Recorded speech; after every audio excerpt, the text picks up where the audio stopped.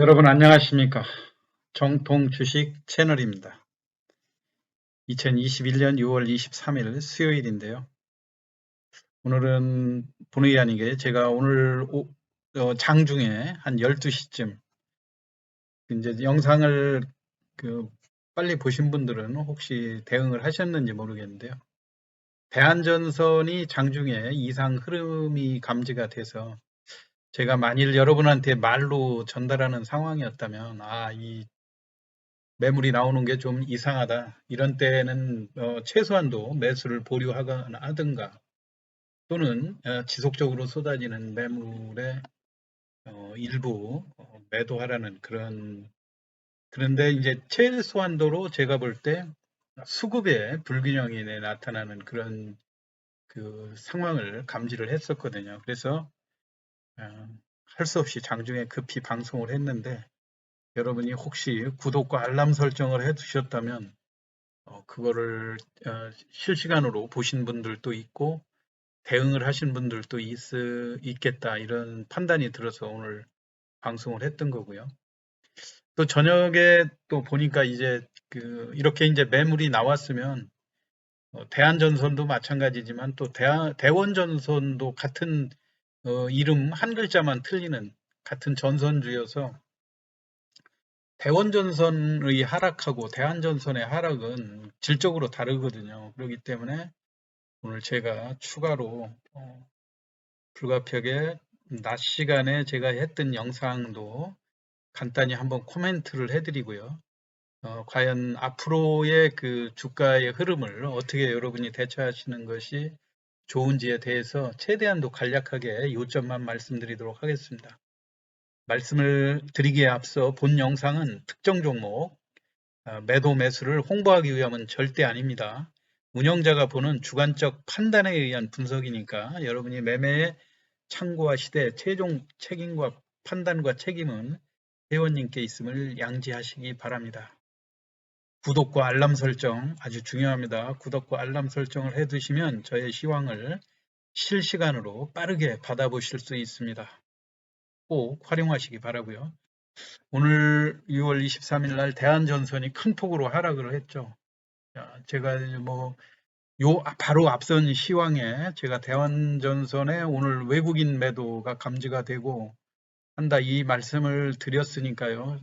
자세한 건 그걸 참조해 주시기 바라고 오늘 어제까지 이게 이제 대우건설 인수전에 참여하게 됐다 하는 좋은 호재성 뉴스로 이 진짜 여기서 나오기 어려운 이게 강력한 양봉이거든요. 이런 것들이 밑에서 조정을 크게 받지 않았음에도 불구하고 이렇게 서둘러서 양봉으로 나온다고 하는 건 뭔가 우리가 간파하지 못한 그런 호재성 이야기가 있을 때 더군다나 그 어제 외국인과 기관들의 매수, 외국인은 480만 주나 사면서 뭔가 강력히 호재가 있을 거로 보였는데 그게 바로 호반건설이 대우건설을 인수하는 그런 인수전에 참여했다는 이런 이야기죠.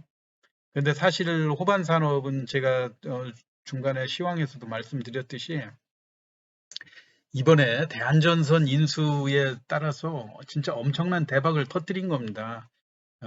그 시장에서 IMM 펀드가 어떻게든 이 대한전선을 이번에는 매각하려고 그 중간에 블록 딜로 쪼개 팔기도 하고 그 다음에 값도 최대한도로 낮춰서 700원까지 주가는 동전주가 가고 있는데 거기서 또 낮춰가지고 2,500억에 40%의 지분을 인수해가지고 불과 1, 2개월도 안 돼서 1조 원이 넘는 이런 자산 지금 현재 오늘 떨어졌다고는 하지만 2조 7천억 아닙니까? 이거 40%고 한 절반 40%로 계산해도 1조 원이 넘는 이런 차익인데 이게 개인들 같았으면 벌써 이익 실현하고도 남았겠죠. 그런 상황인데 그것 때문에 어제 주가가 양봉이 미리 이렇게 출현이 된 게 오늘 같으면 그 인수전에 참여하고 그런 호재들이기 때문에 어제 기관과 외국인이 매수했을 때 제가 개인들은 매도를 했고 아침에 그 아무리 좋은 호재라 하더라도 개인들의 그 허수성 매수가 안 들어오면 주가가 많이 오르지는 않는다 했는데 0.5% 정도 올랐어요. 그럼 정상적인 패턴이면 0.5에서 주가가 양봉으로 시도를 해야 되거든요. 그런데 그렇게 하지 못하고 바로 밀렸다고 하는 건 뭔가 급하게 이만큼 오른 가격에서 급하게 팔아야 될 그런 매물들이 있다는 얘기 아닙니까?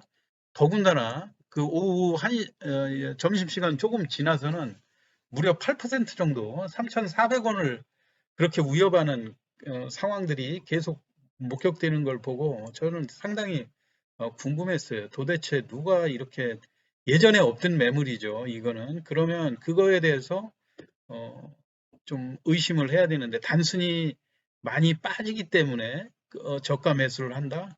그건 아니거든요. 이게 매수를 할 때가 있고 매수를 하지 말아야 될 때가 있고 한데 개인들이 오늘 4,300만 주 또 매수했지 않습니까?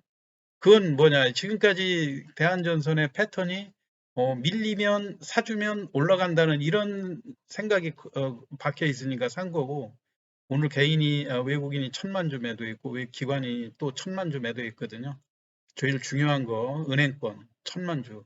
그동안 은행권이 매물로 내놓은 적이 없었어요. 그런데 오늘 제 시황 보시면 이게 은행권이 이렇게 급하게 이제 맘 놓고 매도할 수 있는 여건이 됐다고 하는 점.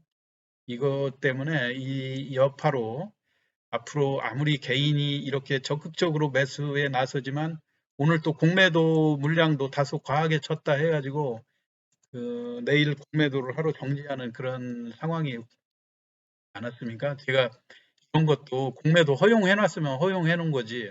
뭐 여기서 지금 1,200만 주 공매도 다소 많다 해서 그 앞으로 계속 정지하는 것도 아니고 내일 하루 정지시켜 준다는 거 시장에서 얼만큼 뭐가 호재라고.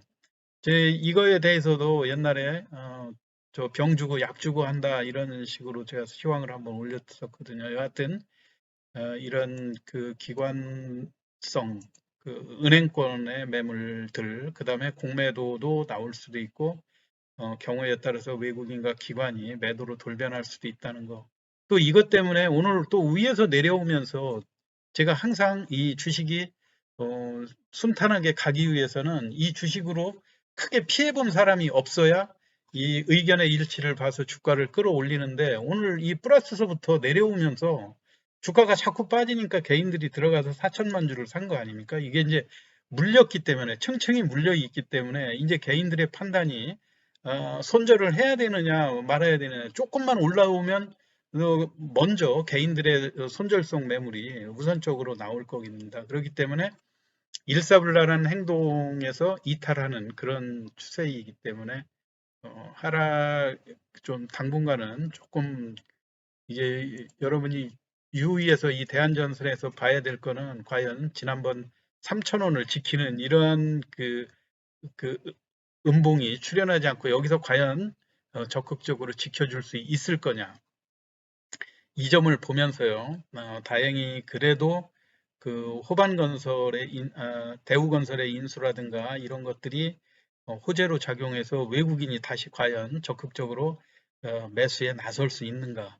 지금은 이제 개인의 패턴보다는 외국인과 기관의 그 매수 태도가 오늘 1,000만 주를 쏟아낸 이 기관과 외국인의 그 매수 행태를 앞으로 잘 지켜보면서 대응을 할 수밖에 없다는 이야기고요.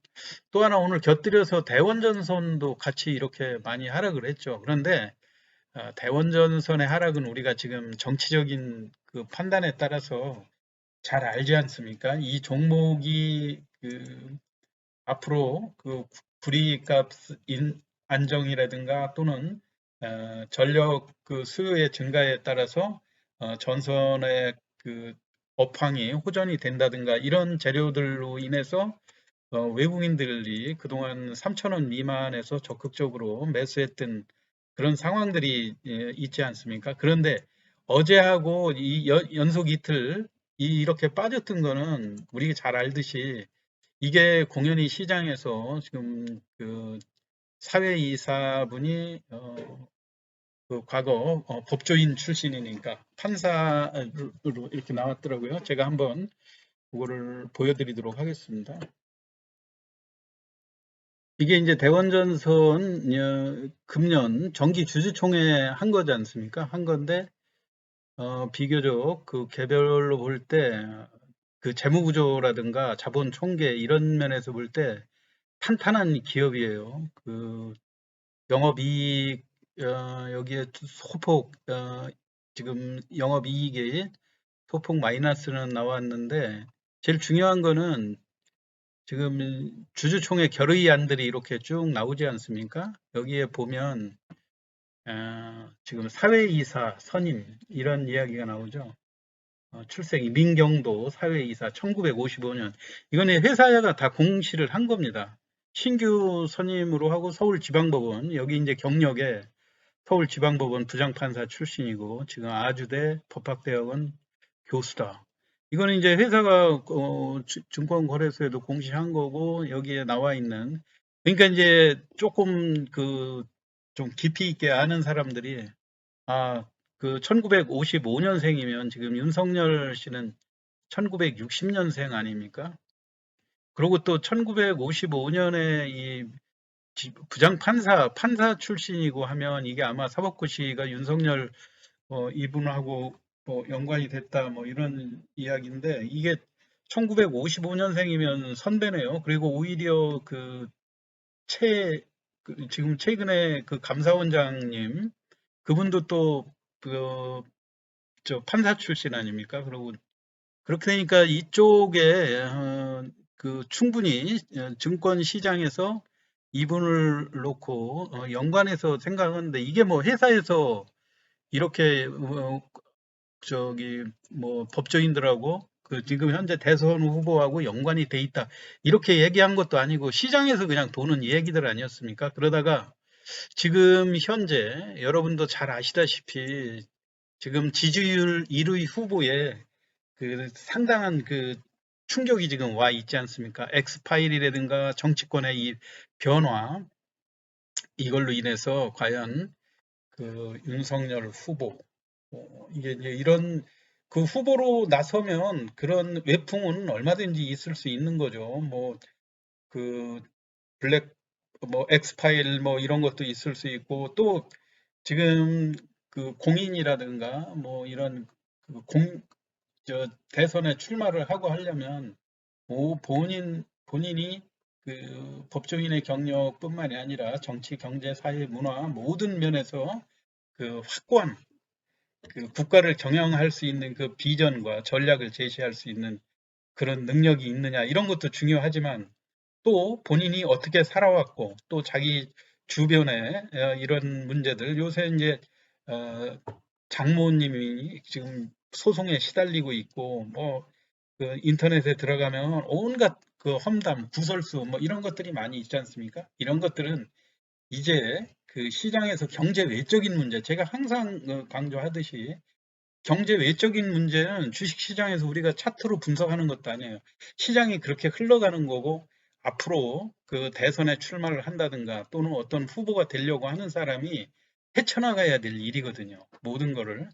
이게 결국은 그 후보들의 그 하기 나름이다. 그리고 이 회사 자체로는 오히려 재무적인 안정성이라든가 제가 그 대한전선하고 비교를 해서 대한전선은 오늘 하락했지만 2조 7천억이라고 한다면 대원전선은 사실 지금 이렇게 올랐다고 그러지만 시가총액 2천억도 안 되는 거거든요. 저쪽에 10분의 1 정도도 안 되는 거고 그래서 이 앞으로의 그 정치적인 애풍 이런 것들이 어떻게 극복되느냐 이것들이 좌우할 뿐이지 이게 주식 시장에서 우리가 어떻게 합니까? 내일 또 어떤 일이 그 후보에 의해서 일어날지 그렇지만 일단 이 회사의 적정 주가라든가 이런 개념으로 보고 이런 것들이 이 정도 가치가 있을 정도의 회사이냐 이것들이 이제 근본적으로 더 중요해지겠죠.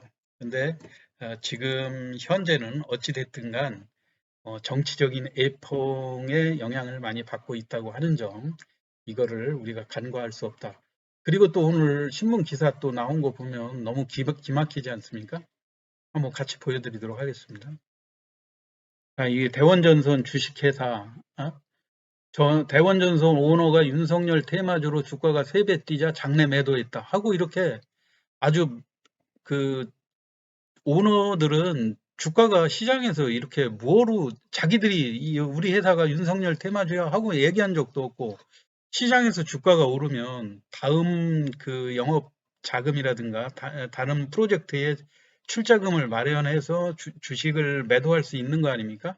제 대한전선이 주가가 그 바닥에서 1,000원에서부터 3배, 4배 오를 동안에 주가를 그렇게 띄울 수 있었던 배경이 제가 강조 계속 하듯이 대주주의 지분이 일단 인수한 지 얼마 안 됐기 때문에 나오지 않는다는 거. 그거를 이용해서 개인이나 기관이 번갈아 가면서 이 주식을 그 컨트롤을 하다가 최근에 이제 은행권의 매물도 매물화 될 수 있다는 이런 암초를 일단 만난 거 아닙니까? 그런데 대원전선에 대해서도 뭐 그 서명환 회장 뭐 해가지고 124만 주 중 한 100만 주 정도를 팔았다. 또 아들도 또 2대 주주인데 또 100만 주 팔았다. 뭐 이런 기사들이 나왔어요. 이렇게 하면서 뭐 최다의 주주의 지분 매물주가 유난히 잦았다 해가면서 서 회장 등이 개인 명으로 참여하는 사례가 많다. 이게 이제 다른 그 타법인 인수나 사업 출자를 할 때 그 자금을 마련하기 위해서 이번에 매도를 한 거다. 이런 개념이죠. 이번 매각으로 서 회장이 잔여 지분은 24만 주. 그런데 서 전무는 3.8, 284만 주다. 이렇게 돼 있어요. 그런데 대원전선의 최대 주주인 갑도물산이 대한전선 지분을 21% 보유하고 있거든요. 그러니까 이 회장님은 이 회사 대원전선의 서 회장님은 갑도물산을 통해서 대원전선을 지배하고 있는 그런 상황이죠. 그리고 또 추가로는 최대 주주인 갑도물산에서 매도 물량이 나오지 않았던 점을 강조했다 이런 얘기예요. 만약에 이게 주가가 터무니없이 많이 올라가고 했으면 그 갑도물산이 갖고 있는 21%도 팔았지 요거 100만 주만 팔았겠냐는 그런 의심이 그런 이야기고요. 그래서 회사는 경영진이 경영권 유지와 사업 지속의 의지는 의심할 여지가 없다는 취지다 이렇게 했어요. 또 과거부터 신규 사업 진출 시 오너 지분이 직접 현금으로 참여하는 경우가 많았다. 이런 얘기니까요. 여러분들이 지금 현재 뭐 정치적인 애풍 이건 꼭 이것뿐만이 아니죠. 오늘 이제 제가 얼핏 말씀드렸듯이 최재형 관련주 이런 분들도 어제까지 뭐 신문 언론에는 꼭 대선에 나올 것처럼 뭐 이런 기사가 나오다가 어제 저녁부터 아버님이 뭐 급히 아주 말려서 그 지금 고민을 하고 있다고는 참 웃지 못할 코미디 같은 이 얘기. 아니 그 국가를 경영할 그 중책을 맡을 사람이 아버지 엄마의 말에 휘둘린다 해서야 어떻게 국가를 경영할 그런 자질이 된다고 사람들이 생각하겠습니까? 그게 이제 언론이 그냥 희화화해서 표현하는 그런 이야기죠. 그리고 이게 어차피 대선 국면이 아직도 이제 길게 남는 이런 상황이기 때문에 온갖 변수들이 많이 있는 거 아니겠습니까? 그동안 5% 내도 지지율 못 오르던 그 유승민 후보가 오늘 또 그 지지율이 또 두 자릿수로 올랐다고 하니까 그동안 뭐 오르지 못하고 제자리 거듭하던 대신 정부가 또 오늘 손바꿈이 일어나면서 큰 폭으로 상한가까지 올라가는 그런 모습들이지 않습니까? 이게 갈수록 이런 국면들은 우리가 모릅니다. 모르면니까 아예 차라리 매매를 할 때 이런 대선 관련주라든가 정치적인 애풍이 있는 주식은 피해서 매매를 하든가 아니면 이왕에 매매를 하더라도 기업의 실체가 그래도 좀 온전하게 갖춰져 있는 이런 국면을 골라서 여러분이 슬기롭게 매매를 하고 그리고 이왕 정치적인 판단에 따른 종목을 매매를 했다고 하면 본인의 판단에 맡겨야지 이게 어떻게 우리가 마음대로 좌지우지 할 수 있는 것도 아니지 않습니까? 그러니까 가급적이면은 시황에 충실해서 정석적인 종목으로 매매를 하시는 그런 전략이 필요할 거라고 생각이 됩니다. 오늘 대한전선과 대원전선. 대한전선은 사실상 그동안 수급이 좌우하던 수급의 약간 불균형에 의한 하락이라고 보시면 될 것 같고요. 대원전선은 정치적 변동에 따른 하락이다. 그리고 시장에서 다소 다른 종목보다는 이런 정치적인 그 이점을 이용해서 많이 올랐기 때문에 조정을 펼친 건데 과연 어느 시점에서 어떠한 그 정치적인 변수가 다시 또 생길지는 우리가 모르는 거니까요. 그거에 따라서 여러분들이 슬기롭게 대처하시기 바랍니다. 오늘 시황 이거로 마치겠습니다. 경청해 주셔서 감사합니다.